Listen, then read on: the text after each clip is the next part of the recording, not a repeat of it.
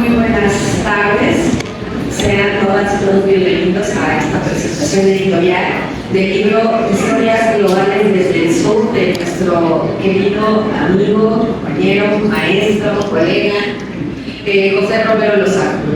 Les voy a hablar un poco brevemente de él para que tenga más tiempo de hablar de su obra, ¿no?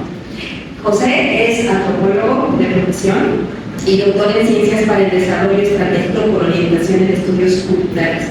Él es investigador del Laboratorio de Estudios Descoloniales en el Centro de Estudios de las Transformaciones Sociales del Instituto Venezolano de Investigaciones Científicas. Es un nombre muy largo, él es profesor investigador en Venezuela. Y además, el año pasado recibió el Premio Nacional de Ciencia, Tecnología e Innovación al mejor trabajo científico de la categoría de Ciencias Humanas por esta obra que estamos presentando en este evento. Nos acompaña también Karina Ochoa, también amiga, ella es activista. Es doctora en desarrollo rural por la UAM y también es profesora investigadora en esta misma institución. Ella, además de ser también autora nuestra, publiqué por acá, forma parte del colectivo. Le cedo la palabra a Karina. Buenas tardes a todas, todos.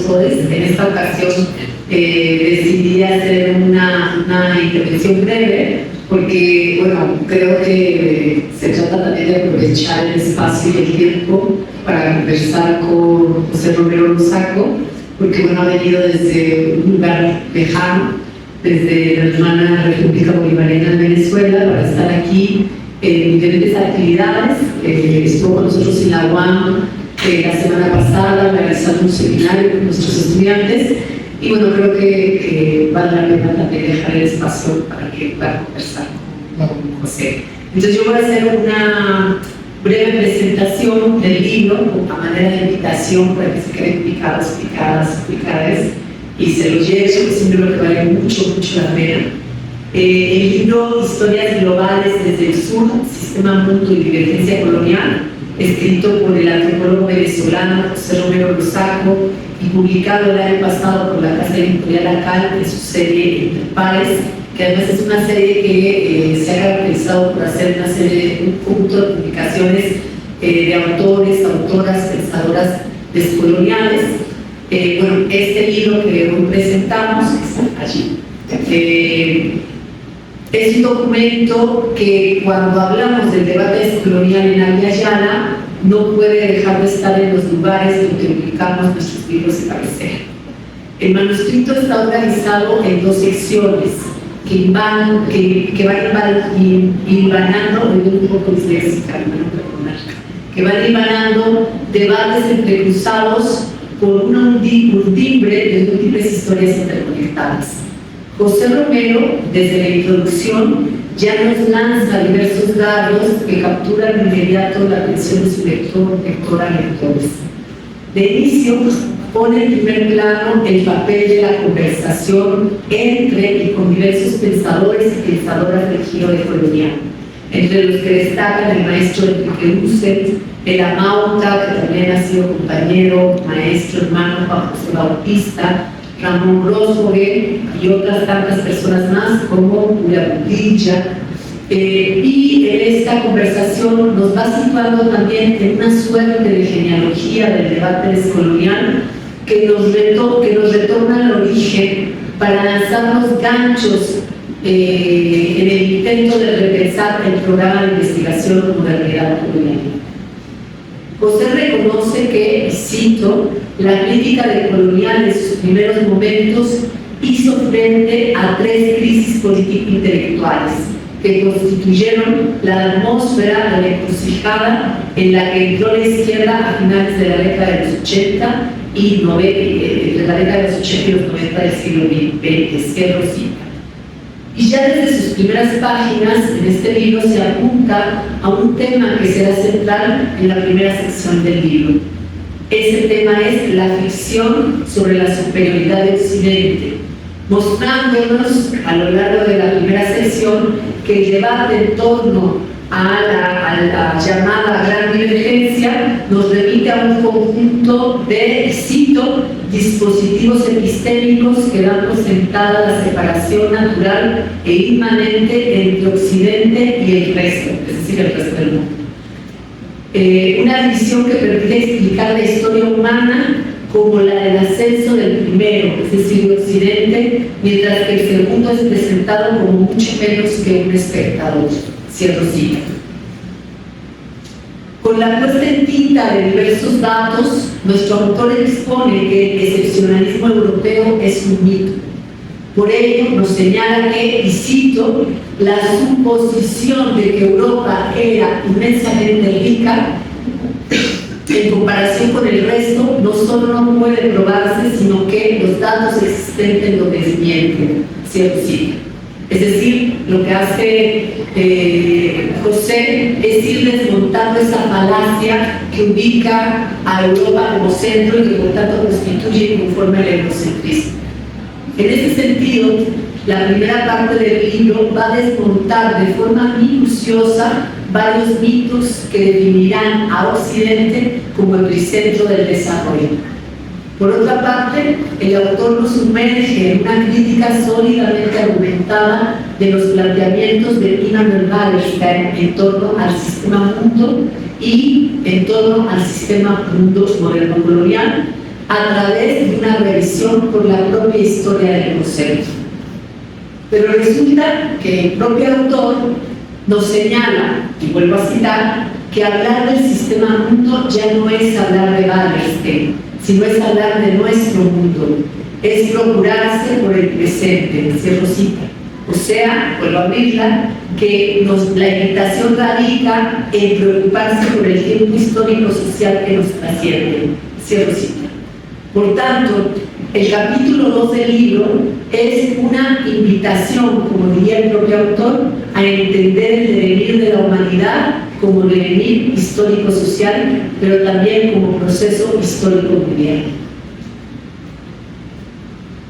En esta suerte, el recorrido que se hace en torno al concepto de sistema mundo significa también abrir paso a las tensiones y evidenciar lo que ha quedado fuera o ha sido borrado deliberadamente en esa configuración de la idea del sistema mundo.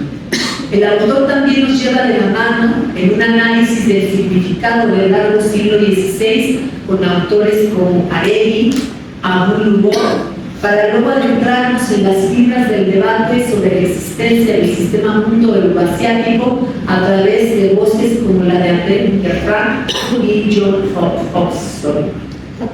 Sí.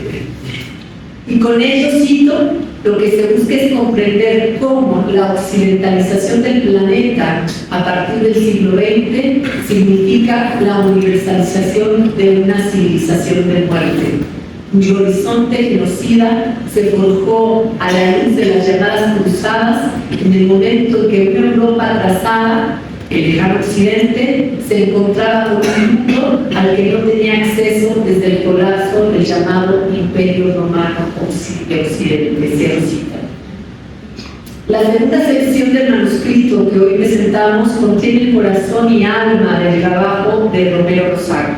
Es decir, ahí se desarrolla una reflexión concienzuda sobre la divergencia colonial, o como lo señala el título de la sección, el sistema más allá de 1492. Para lo cual, nuestro autor se adentra en debates en torno a las apuestas de la historiografía descolonial que, como él mismo señala, implicó, y cito, violentar la historia mundial. Orientar la historia mundial lo que requiere, además de la crítica, es un relato en el que las periodizaciones eurocéntricas, edades o modos de producción sean interpeladas. Por lo tanto, se trata no solo de interpelar a aquellos que se han escrito como mundo posterior a 1492, sino interpelar a su vez las periodizaciones y las funciones con las que son pensados los sistemas sociales anteriores a esa fecha. Cierro cita. Esta tarea lleva a Rosario, desde una perspectiva crítica, por un análisis sobre los aportes de autores como Quijano, Mignolo y Dussel, y quiero decir que este análisis además es un análisis crítico. El autor, o sea, Dussel, nos aclara que, vuelvo a citarlo, nuestro argumento no intenta negar la constitución colonial del poder en la modernidad, ni cómo ésta se constituye a partir de dispositivos de clasificación etnorraciales. Por el contrario, lo que queremos mostrar es cómo dicho carácter constitutivo es continuación de políticas etnorraciales que son muy anteriores a 1492 y que sin las cuales no podemos comprender la magnitud de lo que llevó a las Américas, así como tampoco su posterior planetarización, ¿cierto? Buena parte de la tinta que se derrama en esta sección dedica su análisis crítico a los postulados del filósofo de la liberación Enrique Dussel, bajo la consideración que el propio maestro Dussel planteaba. Los discípulos no solo tienen que dialogar con sus maestros, están obligados a trascenderlos. En este sentido, el trabajo de José apunta en esa dirección, sin dejar de reconocer que los simientes del pensamiento dusseliano han posibilitado elegir caminos críticos para la acción-reflexión desde nuestro sur. Finalmente, y no les voy a contar la última parte, porque si no ya no tengo el libro. Sí, entonces esa última parte se las dejo ahí como ya para que lo compren. Finalmente, y en aras de concluir pronto para dejar abierto un breve espacio de conversación con el autor, ahora que lo tenemos en estas tierras de la náhuatl, quiero decir que Historias Globales del Sur, Sistema Mundo y Divergencia Colonial, es un libro que se vuelve fundamental para el pensamiento crítico de nuestro sur y del sur global. Enhorabuena, José, por haberlo presentado, y acá también agradecer por haberlo publicado.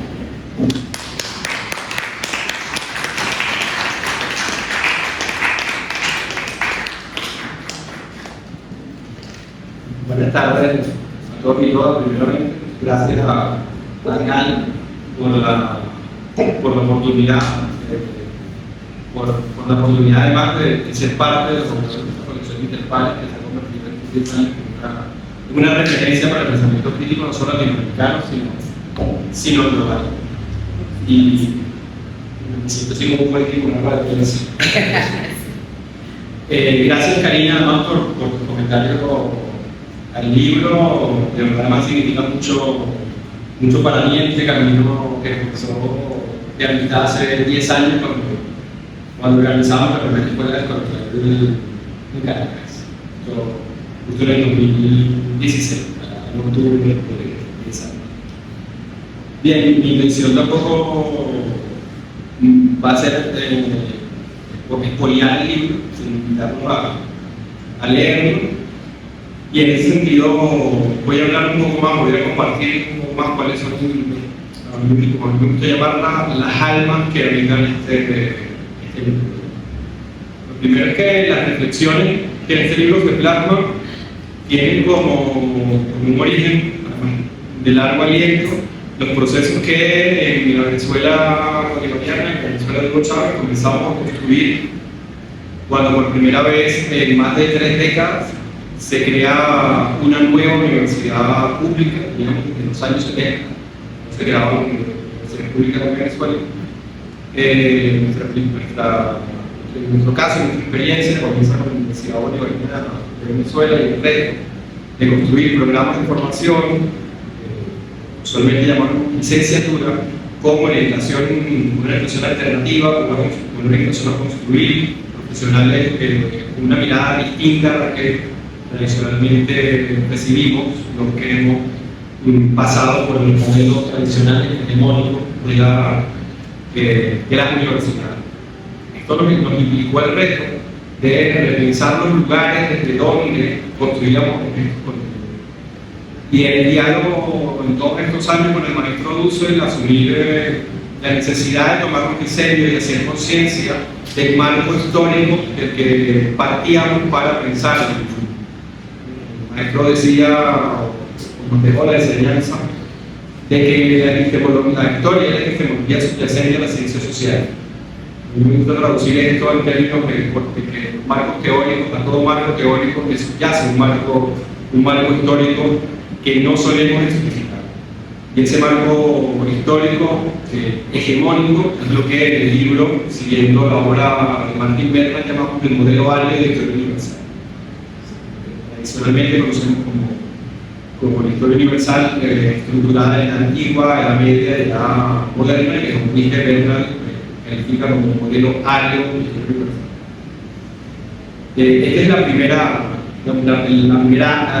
alma que habita este texto, la necesidad de construir referentes historiográficos alternativos. Para eso, además, nos encontramos con la tarea de abrazar la metodología colonial, los autores canónicos, al único que se propuso construir una narración histórica distinta, que es el maestro Enrique Rousseau.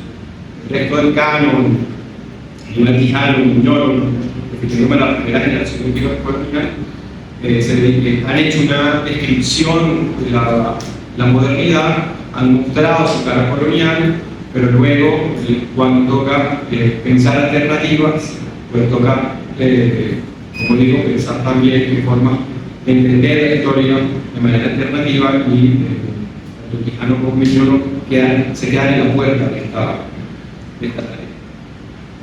Entonces la segunda alma que habita este texto fue a partir de esta primera que les comento, el tomarnos en serio las fuentes que los autores de historia colonial estaban trabajando. Ya no eran solo partir de estos autores para caracterizar la modernidad, sino también tomar las referencias que estos autores estaban construyendo para pensar el mundo a partir de un diálogo con el sur global. Y eso nos llevó a adentrarnos en el llamado debate sobre la gran divergencia, a partir de un libro publicado en el año 2000 por Kenneth Covenants, que lleva este título, La gran divergencia, desafortunadamente un libro de traducción en castellano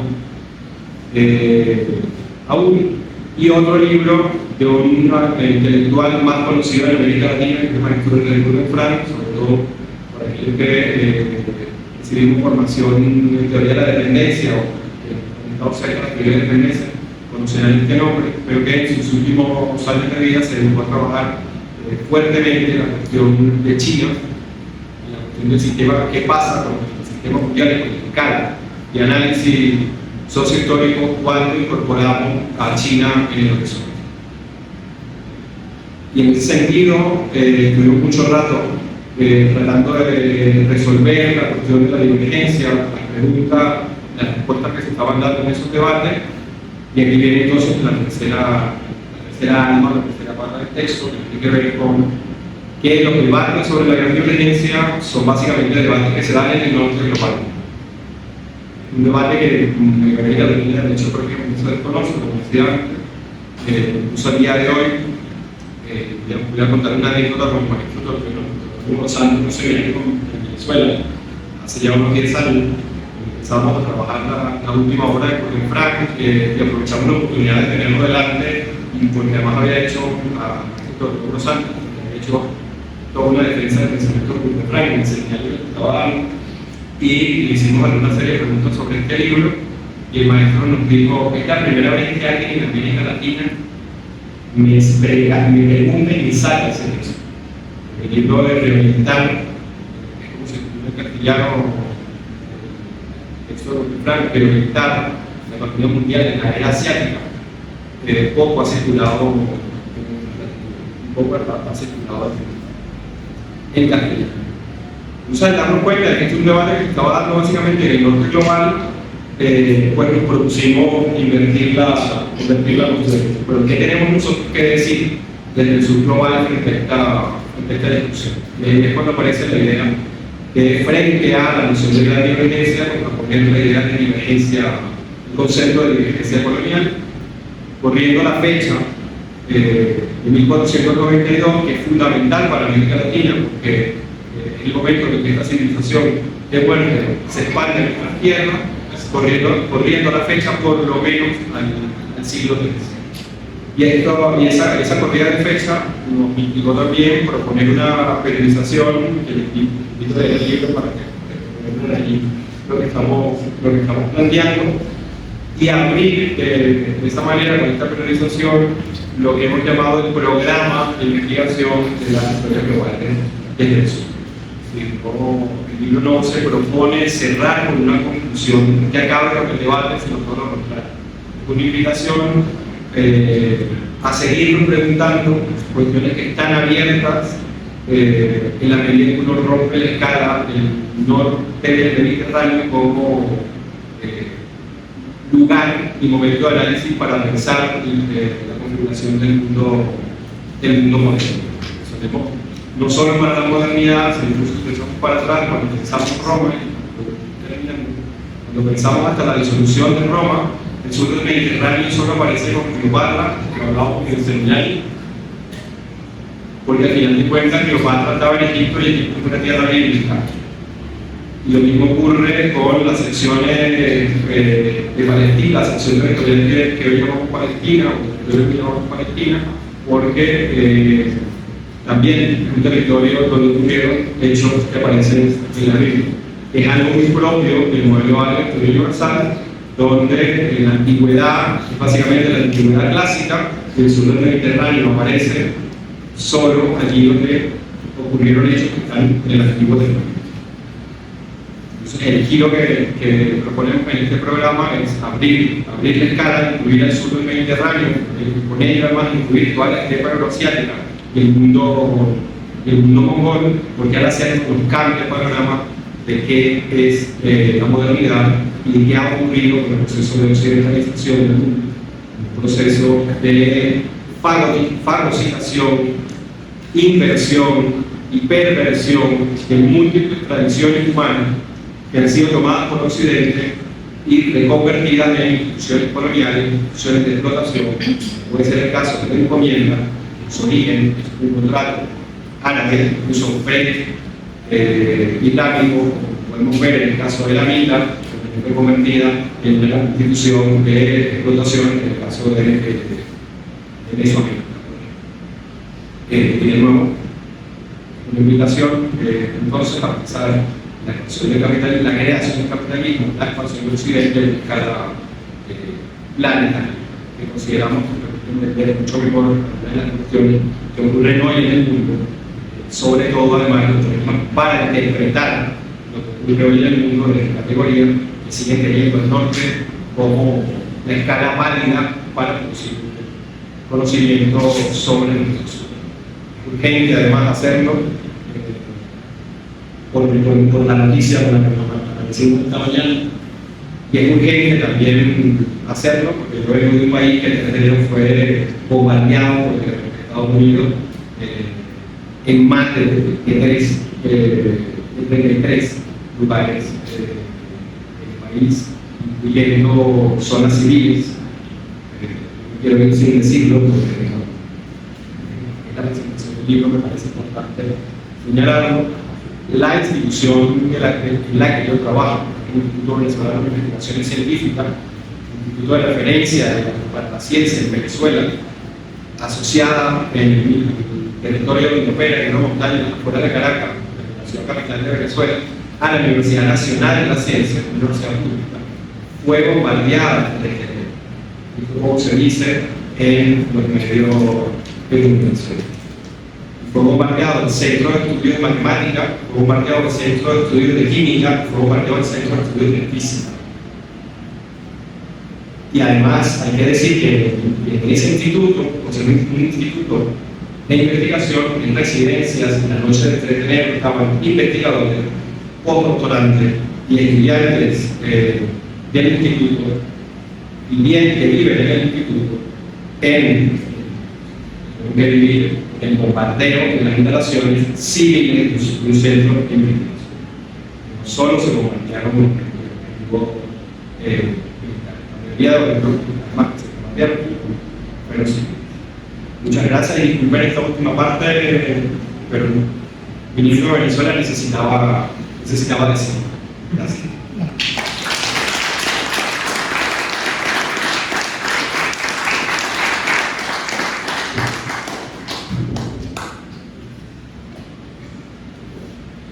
Sí, José Romero, ¿Nos puedes hacer un paralelo de lo que hoy ocurre en Venezuela y lo que ocurrió hace algunas décadas en Chile, con el doctor Salvador Allende? Por favor. Digamos que, gracias por la pregunta, digamos que en su lógica es la misma historia. Es la misma historia. Lo único que yo diría que diferencia lo que ocurrió en ese 11 de septiembre de 1973 es que nosotros llevamos 25 años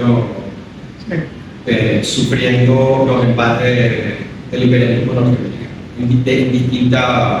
en distintas facetas, en distintas etapas. Y llevamos 25 años anunciando que lo que ocurrió el 3 de enero era una posibilidad cierta, que podría ocurrir, que estaba en las puertas, que estuvo en las puertas en otros momentos, porque hay que recordar aquel concierto con Juanes y estos otros artistas que se presentaron en la frontera colombo-venezolana, que eran la máscara de una invasión paramilitar a Venezuela.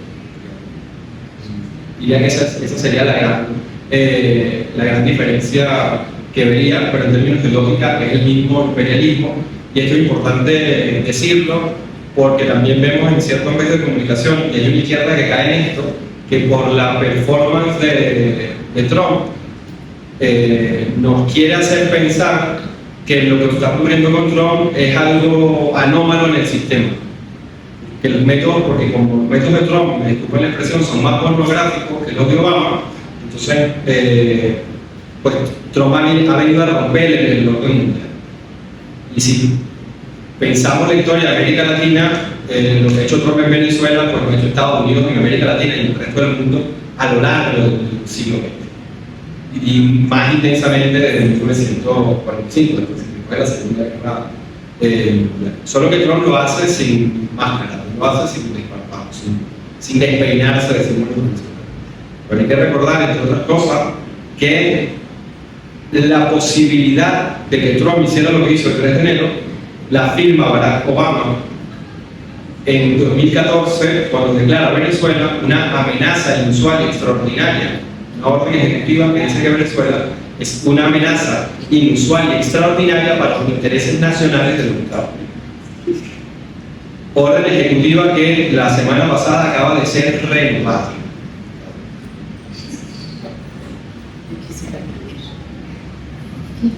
Hablando de historia, hablando de debates en torno a la historia y a cómo se hace la línea de historia, yo iría incluso más atrás, o sea, yo iría a los actos neocoloniales que inician después del proceso de revolución e independencia de Haití. O sea, el asedio económico que ha vivido Venezuela y que provocó la crisis de la que tanto se habla, que es una crisis provocada, en realidad desde hace más de 200 años se vivió en Haití, porque Haití, cuando se declara una república independiente negra, inicia el proceso de asedio de Inglaterra, Francia y Estados Unidos, haciendo uso de piratería,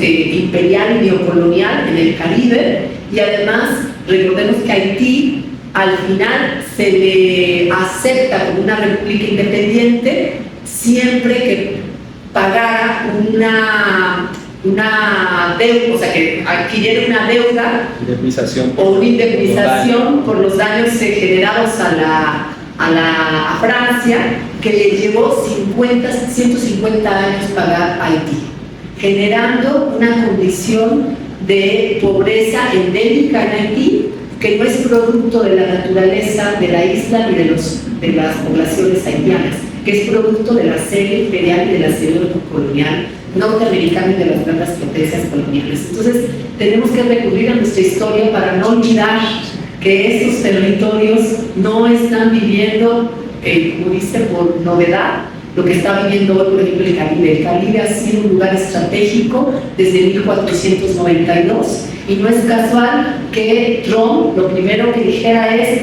el Golfo de América y el Caribe nos pertenece.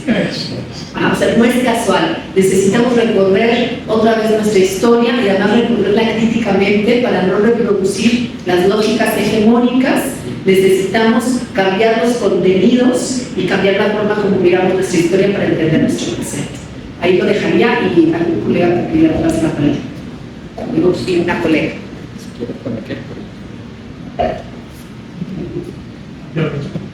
Lo que hace Trump hoy en día es hacer referencia a la doctrina del mundo, ¿no? La doctrina del mundo, finalmente, era también como una especie de defensa contra los intereses coloniales europeos a América Latina, ¿no? Entonces había, por hipócrita que sea, cierta justificación a esta doctrina, ¿no? Como una especie de frente anticolonial.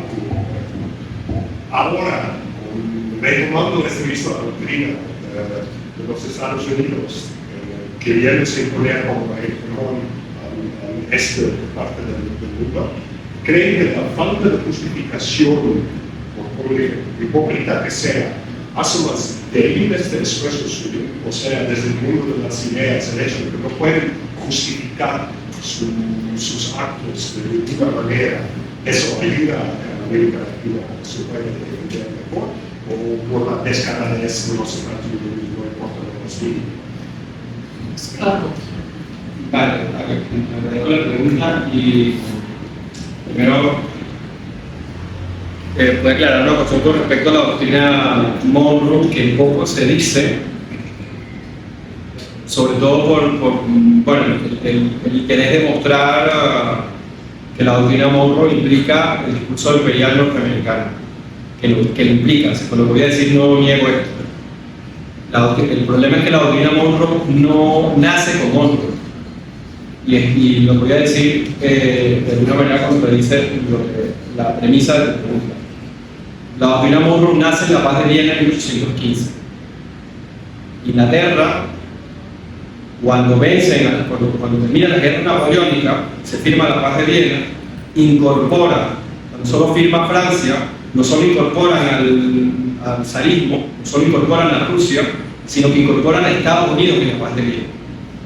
Son los ingleses los que plantean incorporar a Estados Unidos en el tratado, porque ya Estados Unidos, como va a decir nuestro libertador Simón Bolívar, era quien amenazaba la libertad de este continente.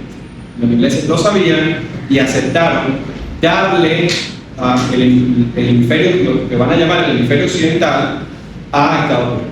La doctrina Monroe luego es una consecuencia de la paz de Viena. Con lo cual, esto de que es un discurso para la defensa geopolítica también de Latinoamérica, no. Siempre fue los intereses imperiales resolviendo sus diferencias. La paz de Viena es el Tratado de Yalta de 1815. Eso como primera cosa. Y luego, la cuestión es que Estados Unidos no solo perdió legitimidad, vamos a decirlo así, ideológica, en términos del relato. El problema es que ha perdido legitimidad económica, ese es su gran problema. Entonces hay que distinguir, como hace Giovanni Arrighi, entre lo que es dominación y hegemonía. Tienes hegemonía si tienes liderazgo moral, es decir, si puedes convencer a todos los demás que lo que es bueno para ti es bueno para los intereses del mundo. Y Estados Unidos cada vez, sobre todo en los años 70, pierde ese liderazgo moral. Han intentado reconstruirlo de distintas maneras, y esto sería muy largo de contar. Hay una parte del libro en el que tocamos esta cuestión, en términos de qué cosas exactamente se están repitiendo, qué cosas son novedades en el mundo actual, a partir de la noción de ciclo sistémico de acumulación. Entonces nosotros entendemos que nos encontramos en una última etapa del ciclo de acumulación que inició tras la Segunda Guerra Mundial. Estados Unidos ha financiarizado la economía como todos los otros hegemones en los últimos 500 años han hecho. La financiarización no es una novedad, como un intento económico de seguir siendo hegemónico. Pero en la medida en que eso no le funciona, como no le funcionó a Inglaterra en el pasado, como no funcionó el Reino de los Países Bajos antes que Inglaterra, no le queda otra alternativa sino quitarse la máscara y plantarse como rey. Un imperio puro y duro, un estado con pretensiones imperiales puras y duras, y ya no lo esconde.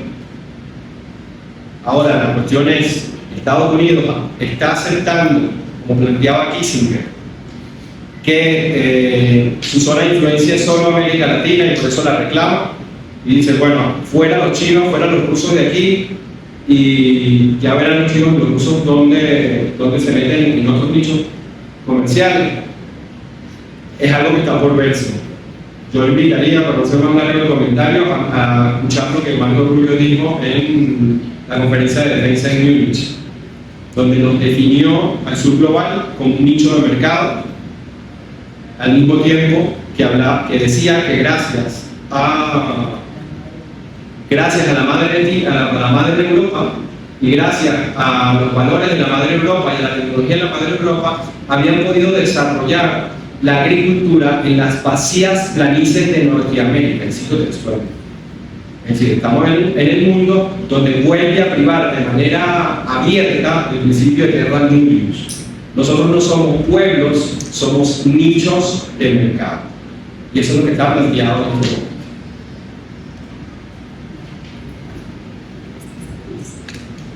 Aprovechamos las dos preguntas y ahora sale el tiempo.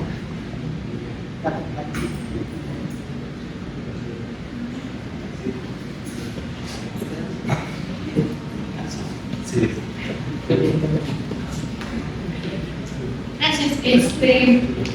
Pues justo a partir de lo que mencionaba Karina Ochoa respecto a esta indemnización que Haití tuvo que pagar para integrarse, quisiera preguntar desde la perspectiva de colonial y no eurocéntrica, ¿cómo podemos nosotros como pueblos latinoamericanos quitarnos este lenguaje para describir nuestra historia? Porque pues absurdo es quizá una forma que no alcance a explicar, pues, que los haitianos tuvieran que pagar una indemnización por su libertad, ¿no? ¿Cómo podemos narrar nuestra historia desde esta otra perspectiva? Y también cómo favorece a Estados Unidos y a Europa, pues, para seguir perpetrando este tipo de crímenes, ¿no? Lo que pienso ahora en el caso de Venezuela, del bombardeo, pues Estados Unidos lo justifica diciendo que en Venezuela existe un cártel de los soles y que el presidente Nicolás Maduro es su líder, ¿no? Y la prensa y la ciudadanía y en general vemos ese discurso repetido pues, desde todos frentes, ¿no? ¿Cómo podemos reapropiarnos de la narrativa sin recurrir a ese lenguaje?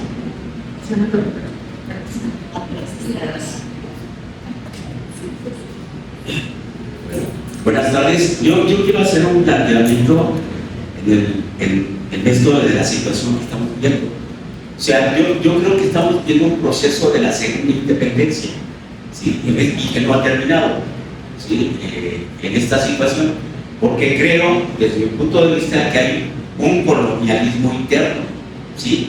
Inclusive de los gobiernos. Ahí está el caso de Milei o todos los gobiernos que están emergiendo, ¿no? Y que los gobiernos progresistas tampoco han terminado su proceso. Por ejemplo, estoy pensando en el gobierno de Claudia Sheinbaum, que está planteando más la integración hacia los Estados Unidos, la economía, en ese sentido. Y esta es como la propuesta o la alternativa que ha planteado el chavismo, que es la integración de América Latina, que es, bueno, yo creo que es la alternativa que tenemos que ver desde el sur y que no se ha planteado. Bueno, se ha planteado, pero no se ha llegado en ese sentido. No hay un liderazgo en ese sentido. Bueno, planteó Maduro en un momento cuando iba a ser el ataque, ya lo esperaba, pero se planteaba esa situación de que América se integrara económica, ideológica y políticamente, y que no ha habido esa alternativa, ¿no? Entonces yo creo que tenemos que pensar en la propuesta, ¿no? En ese sentido. Eso es lo que quería plantear. Gracias.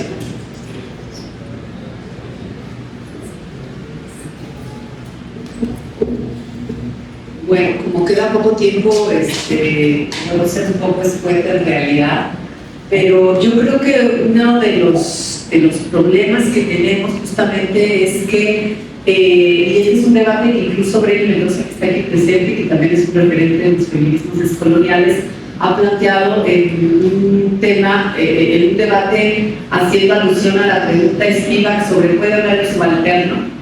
Y hay un documento muy interesante que les recomiendo que lo lean, donde justamente Breni nos interpela diciendo, bueno, ahora en momentos de crisis depositamos en el subalterno la resolución de una serie de crisis generadas no por los subalternos, sino justamente por los sujetos del hegemón, ¿no?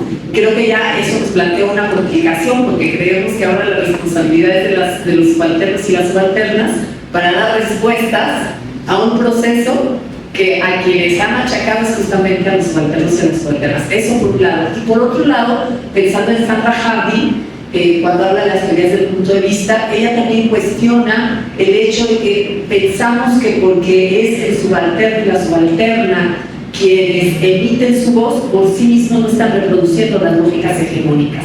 Y ese también es un error, porque muchas veces las propias voces críticas en América Latina, y no quiero decir Chile y su presidente actual, reproducen las lógicas desde el progresismo de la propia modernidad colonial, por ejemplo, ¿no? O sea, cuando decimos progresismo en América Latina no podemos hacer tabla rasa, por ejemplo, ¿no? Entonces, creo que desde el debate descolonial también tenemos esa complicación. Cuando José decía, hay autores que se quedaron en la puerta cuando se trata de construir alternativas, o sea, tenemos un trabajo de desmantelamiento crítico del orden establecido, porque podemos ser muy críticas y muy críticas del sistema, pero cuando se trata de la construcción de alternativas, ahí de repente nos resbalamos, porque nos ha pasado con lo que Ramón Orozco llama los descoloniales coloniales, por ejemplo, que cuando construimos la alternativa seguimos replicando los contenidos del proyecto moderno colonial. Y ahí está el desafío. O sea, yo creo que el desafío, que ya también lo plantea en su libro José, es cómo empezamos a adoptar otros contenidos. Yo lo he planteado desde otro lugar, yo planteo el tema de desplazamientos radicales de los horizontes del sentido. Y en ese desplazamiento implica reconocer que existen otro tipo de referentes y contenidos que nos posibilitarían empezar a pensar alternativas.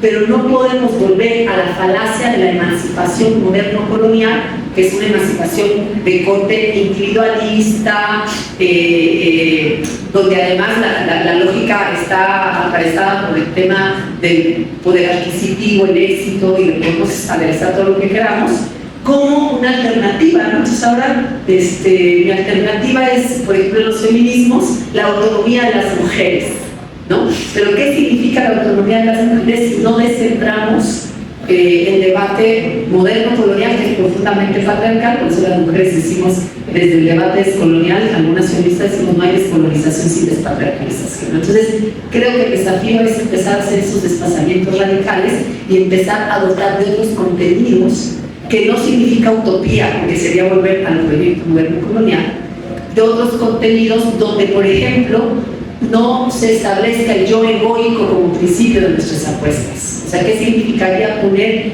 el nosotros colectivo como un principio de nuestras apuestas políticas, ¿no? Y creo que hay muchos ejemplos de que eso sí se está haciendo y se ha hecho, y que eso es una respuesta potente contra el orden que llamamos moderno colonial, etc. Lo dejo ahí porque hay poco tiempo y quizá deja cosas más abiertas. Solo agregaría a lo que ha dicho Karina, que un poco en línea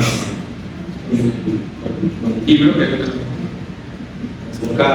convocar esta tarde, que en esta búsqueda de incorporar, de construir, de llenar de contenidos alternativos los conceptos con los que pensamos el mundo, esa búsqueda no trata de encontrar algo nuevo debajo de la piedra, la invención, la creación de una cosa inexistente, sino lo que invita el libro es a buscar en la multiplicidad de tradiciones, lo que yo llamo las múltiples formas de humanidad que han existido en los últimos 250.000 años, alternativas contenidas en esas múltiples formas de humanidad.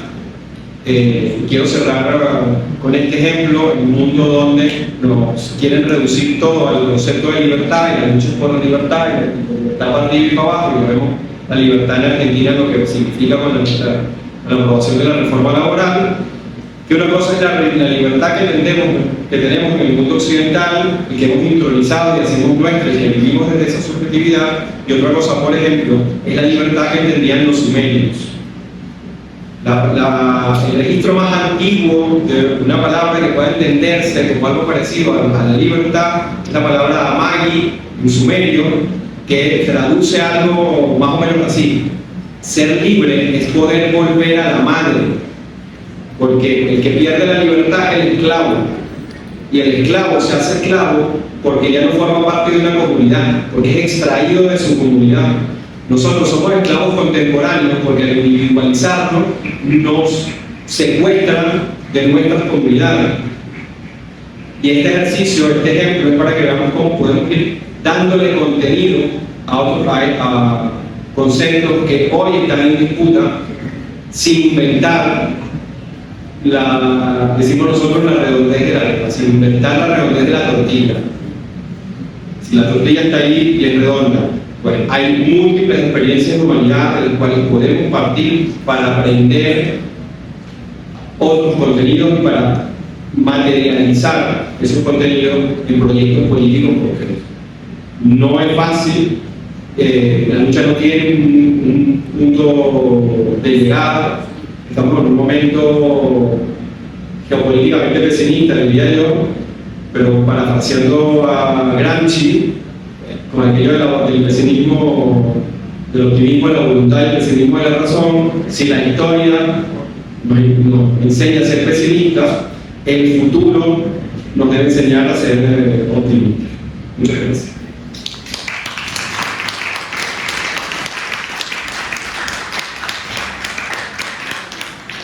Muchas gracias a todas y todos por su tiempo, por sus generosas preguntas. Los invitamos a seguir nuestras redes sociales, acá, búsquenos en todas.